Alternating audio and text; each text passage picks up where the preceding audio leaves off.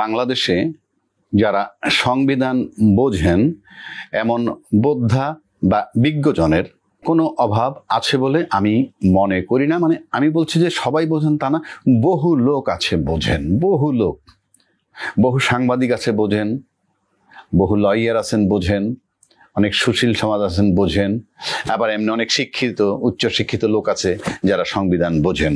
এবং তাদের ভিতরে কেউ কেউ এমনও আছে যারা আমরা লয়ার ক্লেম করি আমাদের চেয়েও ভালো বোঝেন, এমন লোকও আছে।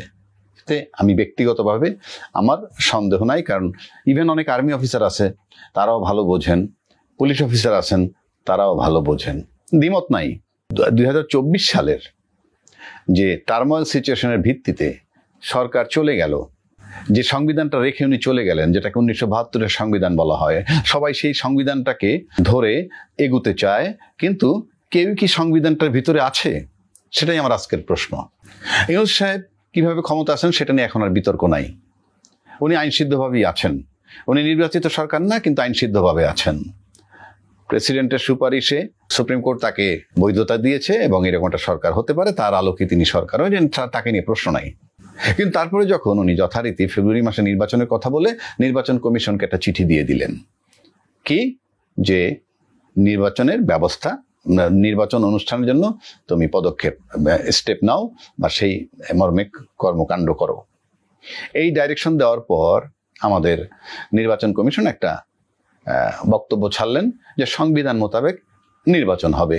এবং আমি নিশ্চিত করে বলতে পারি সংবিধান মোতাবেক নির্বাচন হবে বলতে উনি যেই সংবিধানটা নিয়ে এত বিতর্ক, অর্থাৎ আজকে 72 সালের যে সংবিধান, সেটার কথাই তিনি বলেছেন, এতে কোনো সন্দেহ নাই।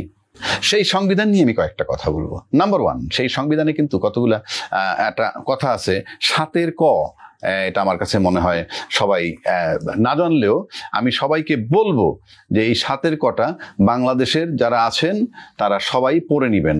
এই 7-এর কতে বলা আছে, কি বলা আছে আমি জাস্ট একটু পাঠ করি, তাইলে জিনিসটা সহজ হবে।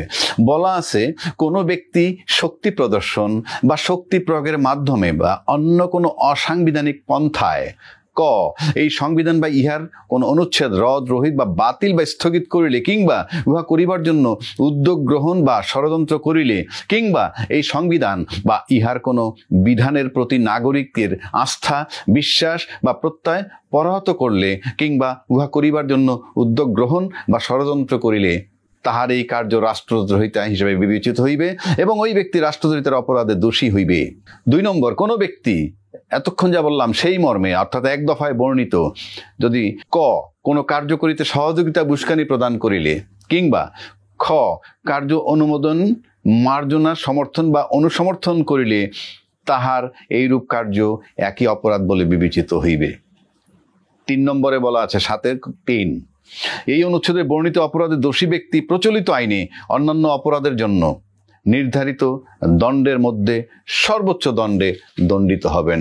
তো সর্বোচ্চ দণ্ড বলতে নির্ধারিত যে সমস্ত দণ্ডগুলো আমাদের দেশে প্রচলিত তার ভিতরে আছে সর্বোচ্চ দণ্ড মৃত্যুদণ্ড, একটু লঘু করে বললে যাবজ্জীবন কারাদণ্ড। তাহলে আসেন সংবিধান ভায়োলেশন কিভাবে হলো। এই সংবিধানে কিন্তু বলা নাই যে প্রধানমন্ত্রী চলে গেলে, কাউকে না বলে যদি চলে যায় তাহলে কি করণীয়।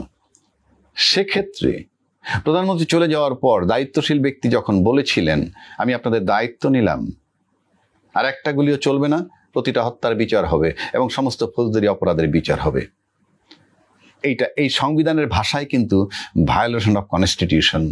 কেউ তো নিজে নিজে দায়িত্ব নিতে পারেন না।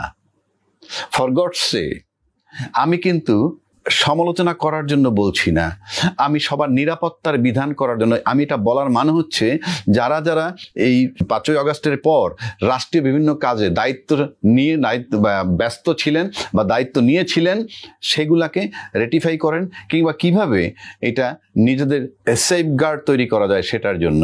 সেনাপ্রধান বলেছেন আমি দায়িত্ব নিলাম, সংবিধানে সেটা নাই।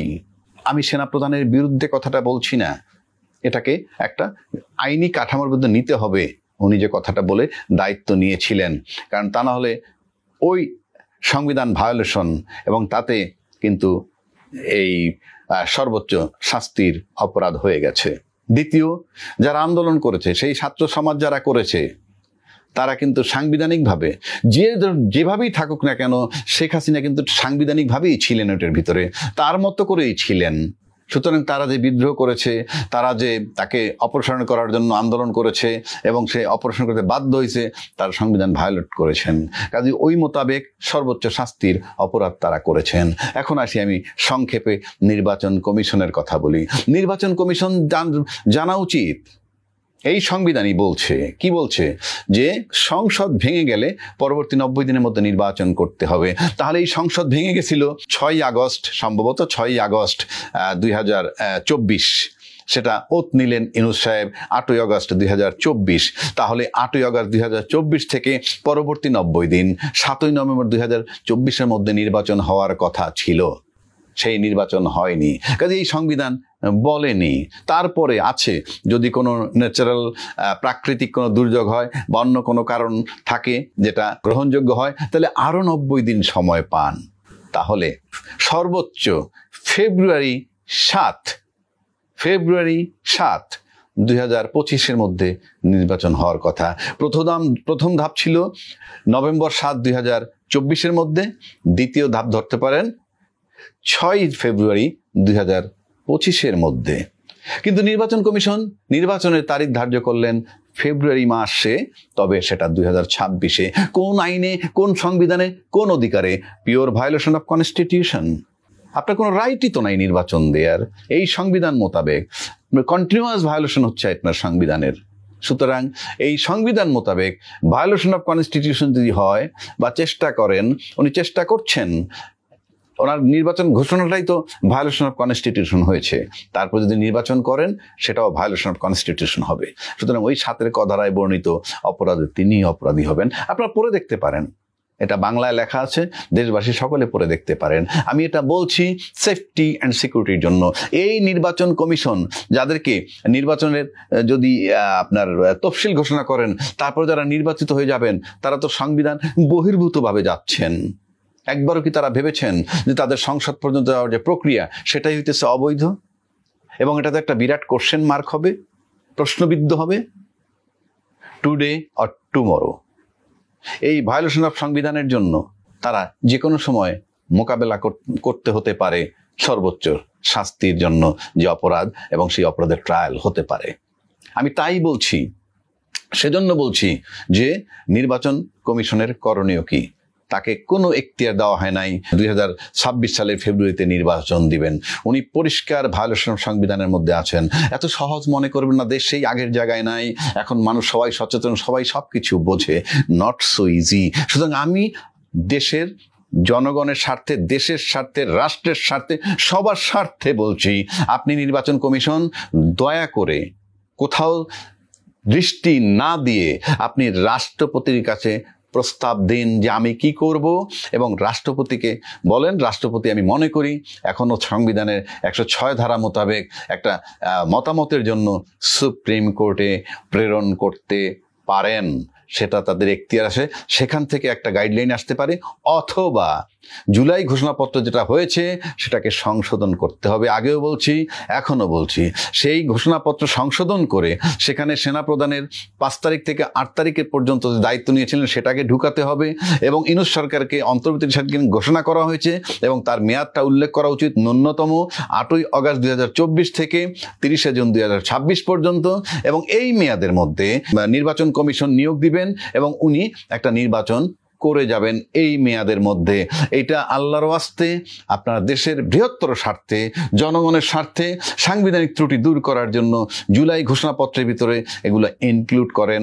তাইলে আপনারা এই জুলাই ঘোষণাপত্রটাকে ধরে সংসদ পর্যন্ত যেতে পারবেন। তারপরে সংবিধান জুলাই সনদ করবেন কি করবেন না সেটা আপনাদের বিষয়। আমি কায়মানুবাক্যে আপনাদেরকে মেহেরবানি করে রিকোয়েস্ট করতেছি, আপনারা এই সাংবিধানিক জটিলতা দূর করেন, এবং আমি নির্বাচন কমিশনকে এই বিষয়ে দৃষ্টি দেওয়ার জন্য আকুল আবেদন জানাচ্ছি। কারণ আমরা চাই না আর কোনো জটিলতায় সাংবিধানিক জটিলতায় বাংলাদেশ থাকুক। সুতরাং এই প্রক্রিয়ায় আপনারা একটা পদক্ষেপ নেবেন, এটাই আমার আপনাদের প্রতি অনুরোধ।